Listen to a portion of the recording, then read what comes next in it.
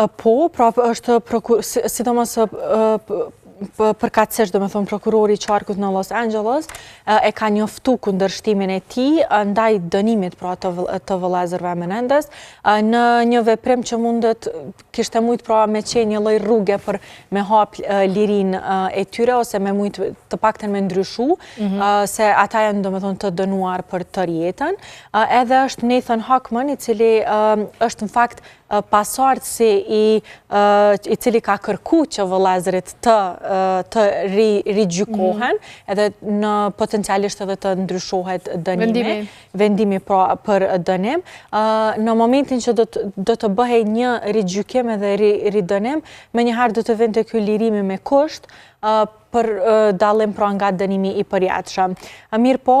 këto pra nuk e ka pranuar dhe menjëherë ka shku dhe e ka kundërshtu Nathan Hochman që është prokuror i qartë.